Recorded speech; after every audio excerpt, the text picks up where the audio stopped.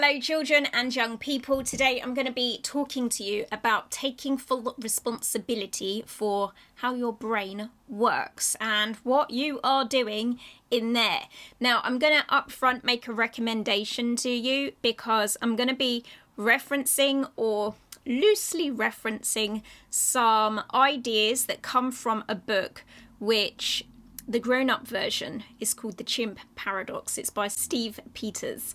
But there is a children's version as well, and I'm going to include a link to that in the description box below this video so that you can go and check it out. It's going to give you lots of other really interesting but super fun ways for you to be able to take more control over how you think, and most importantly how you end up feeling, because remember, your thoughts and your feelings are connected to each other. When you start to have more useful and positive thoughts, you start to feel better. Now, one of the things that I hear a lot from the young people that I work with is that they know the right things to do and they know what the wrong things are that they should not do.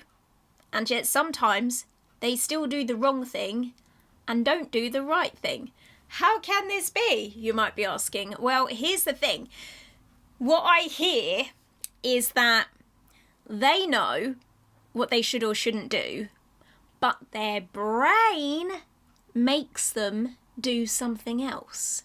And they speak as if this brain has its own ideas and its own plans, and they're not in charge of it. Well, here's the thing. You are your brain. So if your brain is not doing what you want it to do, it's not because your brain is out of control.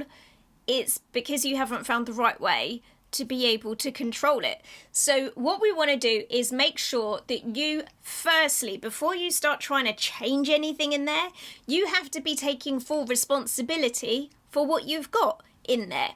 Let me give you an example, and this is one of the examples that shows up in the Chimp Paradox book. I don't know if it's in the children's version, but I think there might be something similar.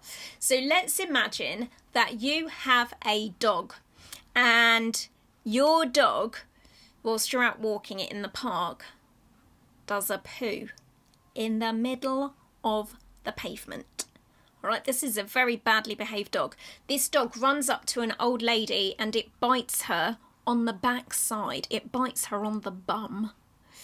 This is a very badly behaved dog. And then it runs over to a very small child and just like barges into them, and they end up falling over. Now, here's the thing. It's your dog, right? You own the dog. Was it you who did the poo on the pavement? No, of course it wasn't. Was it you that bit the old lady on the bottom? No, of course it wasn't. Was it you that knocked over the tiny child who was playing in the park? No, of course not. None of those things were you. It's not your fault, right? Well, let's think about it from this perspective. It is your dog. So whose responsibility is it to make sure that your dog is well behaved and that your dog goes to dog training so that it learns how to behave if it's not a very well behaved dog? It's yours because you are the owner of the dog. So it's up to you to make sure that even if you have a very naughty dog, that your dog gets trained so it knows how to behave in the way that you want it to, and to listen to the commands that you might give it, telling it what it should and shouldn't do. And it's the same with your brain. Okay, you have to be in charge of your brain so that it will follow the commands that you give it and do the things that you want it to do and stop doing the things that you don't want it to do. And that might mean that you need to give your brain some training, just like you might need to give your dog some training too. So whilst it's not your fault that you have a very badly behaved dog, it is your responsibility to do something about it. And whilst it maybe isn't your fault that you have a badly behaved brain sometimes, it's still your responsibility to do something about that. So what can we do about it? Well, before we start thinking about how we can motivate your brain to work in a different way, we have to make sure that your brain is going to be agreeable to doing that. So going back to your dog, if you wanted to take your dog to dog training, you can't expect your dog to perform well if you didn't feed him properly that day. He's going to be a grumpy dog. He's not going to behave himself. If your dog had not had enough sleep, he is not going to be the best behaved dog at dog training. If you had beaten your dog up that day, your dog is definitely not going to be his best when you take him to dog training. And yet sometimes these are the things that we do to ourselves. We maybe don't eat properly, don't get enough sleep, or are just outright mean to ourselves. And then we expect our brains to behave themselves and do the things that we want them to do and not do the things that we don't want them to do. Well, it's very difficult for your brain to agree to those sorts of rules if you're not treating it well.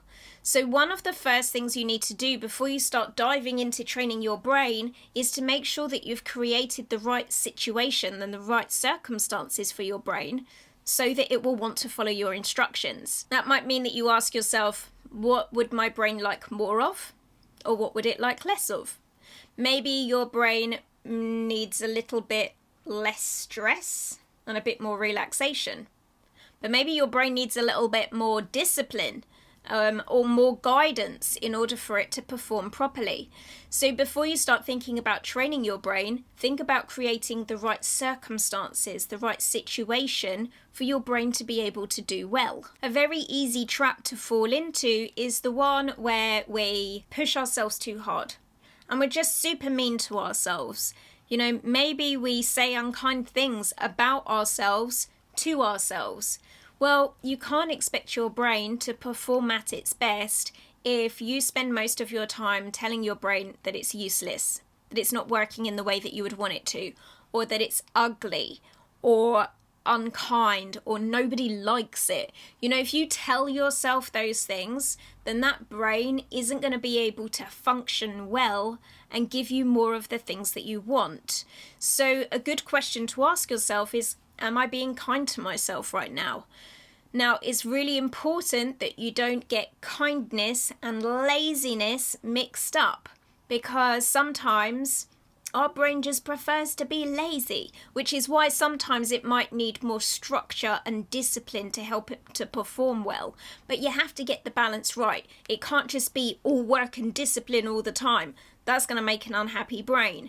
And it can't just be relaxed and maybe getting a bit lazy all the time, because then that's going to turn into a brain that doesn't have any motivation to succeed. Most problems are relatively easy to solve, and I am going to be sharing more with you in an upcoming video about creative problem solving. So you can go ahead and give me a thumbs up if you're already looking to that one. But here's the key thing. Most problems can be solved by them simply not being your problem anymore. We're really good at solving other people's problems. We're not so good at solving our own. So if you're in a situation where you find that your brain is not doing what you want it to do, use something like the story around the dog that I gave you at the beginning of the video. Because when it is not about you and it's about something outside of you, or someone else, it's much easier to come up with creative ideas about how you would be able to solve that problem. And if instead of talking about your own brain that's in here, you talk about a pretend dog that you don't have, you might find that you're able to come up with solutions to the problematic dog that would also be really useful and important for how you would sort out the way that your own brain is working. And that is everything I wanted to share with you for today. So I apologise, it's been a bit of a gap since I provided the last video, but we are back into the swing of things as of this point moving forward. Thank you all so much for watching and listening this video. If it's been helpful, make sure you give it a thumbs up. Click on the red subscribe button so that you get all the upcoming videos, but also click the notifications bell so that you get notified the next time I upload a new one. But for now, thank you all so much for watching and listening, and I'll see you in the next video.